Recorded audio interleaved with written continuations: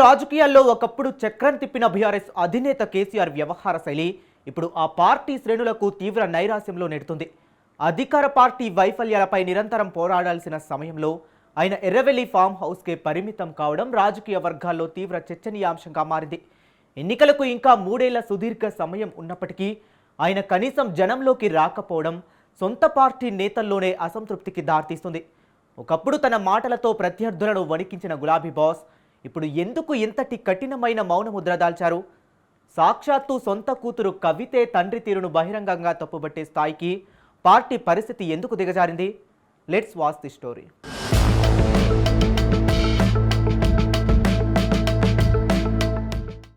BRS అధినేత KCR మాటల్లో ఉండే పదును ఆయన చేతల్లో ఏమాత్రం కనిపించడం లేదన్న విమర్శలు బలంగా వినిపిస్తున్నాయి. గత 2 సంవత్సరాల నుంచి గులాబీ పార్టీలో అచ్చం ఇదే తంతు నిరంతరాయంగా నడుస్తోంది. ఎప్పుడో ఒకసారి తీరిక దొరికినప్పుడు సమావేశాలకు రావడం, కాస్త హడావుడి చేయడం, ఆ తర్వాత మళ్లీ ఎవరికీ కనిపించకుండా కలుగులో దూరడం ఆయనకు ఒక రొటీన్గా మారిపోయింది. తెలంగాణ అసెంబ్లీ ఎన్నికలకు ఇంకా 3 ఏళ్ల సుదీర్ఘ సమయం మిగిలి ఉంది. ఈ 3 ఏళ్ల పాటు అధికార పార్టీపై నిరంతర పోరాటం చేస్తేనే క్యాడర్ నిలబడుతుంది. అలా కాకుండా ఎన్నికలకు కేవలం 1 ఏడాది ముందు వచ్చి హడావుడి చేసినంత మాత్రాన రాజకీయంగా ఎలాంటి ప్రయోజనం ఉండదు. నాయకుడు అనేవాడు నిత్యం జనంలో ఉండేందుకు తీవ్రంగా ప్రయత్నించాలి. ఆయనకు వయసు రీత్యా లేదా ఇతర కారణాల వల్ల ఆరోగ్యం సహకరించకపోవచ్చు. కానీ కనీసం ఆరోగ్యం బాగున్న సమయంలోనైనా జిల్లాల పర్యటనలు చేస్తే ఆయా జిల్లాల్లో స్తబ్దుగా ఉన్న క్యాడర్లో కొంత ఊపు వస్తుంది. కానీ ఆ దిశగా అధిష్టానం ఎలాంటి అడుగులు వేయడం లేదు.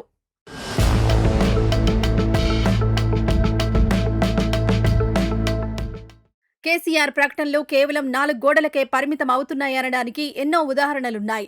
కొన్నాళ్ల క్రితం పాలమూరు, రంగారెడ్డి ఎత్తిపోతల పథకంపై 3 భారీ బహిరంగ సభలను ఏర్పాటు చేస్తానని కేసీఆర్ అత్యంత ఆర్భాటంగా ప్రకటించారు. ఈ ప్రాజెక్టు విషయంలో ప్రభుత్వ వైఫల్యాలను ఎండగడతామని చెప్పారు. ఇది ప్రకటించి నెలలు గడిచిపోయాయి. ఆ ప్రకటన చేసిన తర్వాత ఎర్రవెల్లి ఫామ్ హౌస్లో ఆయా ఉమ్మడి జిల్లాల నేతలతో ఆయన ప్రత్యేకంగా సమావేశమై సభల ఏర్పాటుపై సుదీర్ఘంగా చర్చించారు కూడా. మహబూబ్నగర్, రంగారెడ్డి, నల్గొండ జిల్లాల్లో జరిగే ఈ భారీ బహిరంగ సభలకు తానే స్వయంగా హాజరవుతానని, దిశానిర్దేశం చేస్తానని క్యాడర్కు భరోసా ఇచ్చారు. కానీ ఆచరణలోకొచ్చేసరికి ఆ సభల ఊసే లేదు. పూర్తిగా ఆ కార్యక్రమాన్ని అటకెక్కించారు. దీంతో ఆయా జిల్లాల్లో సభల కోసం ఏర్పాట్లు చేసుకున్న స్థానిక నాయకులు, కార్యకర్తలు అధినేత తీరుతో తీవ్ర నిరాశకు గురయ్యారు. ఒక జాతీయ స్థాయి నాయకుడు ఇలా పదే పదే మాట తప్పడం పార్టీ విశ్వసనీయతను దెబ్బతీస్తోంది.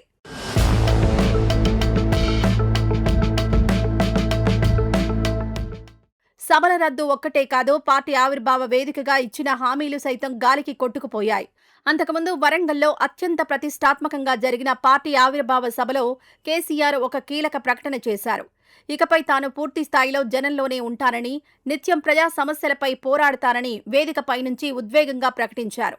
ప్రభుత్వ ప్రజా వ్యతిరేక విధానాలపై గళమెత్తి వారి మెడలు వంచుతానని కేసీఆర్ శ్రేణులకు దిశానిర్దేశం చేశారు. ఆ మాటలు విన్న గులాబీ శ్రేణులు ఇక తమ నాయకుడు గ్రౌండ్లోకొస్తారని ఎంతో ఆశపడ్డారు. కానీ ఆ సభ జరిగి ఏడాది పూర్తయినా ఆయన ఆచూకీ లేదు. ప్రజా సమస్యలపై పోరాడేందుకు ఆయన ఒక్క అడుగు కూడా ముందుకు వేయలేదు. రాష్ట్రంలో అనేక సమస్యలు ప్రజలను పీడిస్తున్నా, రైతులు ఇబ్బందులు పడుతున్నా ఆయన ఫామ్ హౌస్ దాటి బయటకు రాలేదు. ప్రతిపక్ష నాయకుడిగా ఆయన పోషించాల్సిన బాధ్యతను పూర్తిగా విస్మరించారన్న విమర్శలు సొంత పార్టీ నుంచే గట్టిగా వినిపిస్తున్నాయి.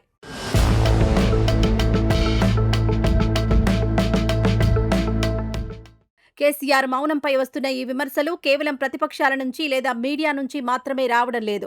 ఈ విషయాన్ని బయటవారు ఎవరో చెప్పలేదు. కేసీఆర్ ఇప్పుడు ఒక మరమనిషిలాగా మారిపోయారని, ఆయన పూర్తిగా మారిన మనిషి అని సాక్షాత్తు ఆయన కుమార్తె కవిత తీవ్ర వ్యాఖ్యలు చేశారు. కవిత నూతనంగా స్థాపించిన టీఆర్ఎస్ ఆవిర్భావ సభలోనే ఆమె ఈ సంచలన వ్యాఖ్యలు చేయడం రాజకీయ వర్గాలను విస్మయానికి గురిచేసింది. సారు ఇప్పుడు జనం సమస్యలను గురించి పట్టించుకోవడం పూర్తిగా మానేశారని ఆమె బహిరంగంగానే తప్పుబట్టారు. స్వయంగా ఒక కుటుంబ సభ్యురాలు సుదీర్ఘకాలం రాజకీయ ప్రయాణం పంచుకున్న ఆమె నోటి నుంచే ఈ మాటలు వచ్చాయంటే ఆ ఆరోపణల్లో 100% నిజం ఉండబట్టే కవిత ఆ వ్యాఖ్యలు చేసి ఉంటారని రాజకీయ విశ్లేషకులు స్పష్టం చేస్తున్నారు.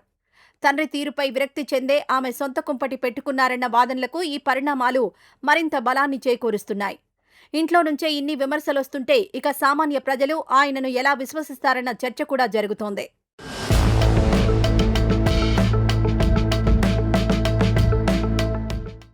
వాస్తవానికి కేసీఆర్ ప్రజల్లోకొస్తే ఆ క్రేజ్ వేరుగా ఉంటుంది. ఆయన ప్రసంగాలకు ఆకర్షితులై క్యాడర్లో ఒక సరికొత్త కిక్కు, ఉత్సాహం వస్తాయి.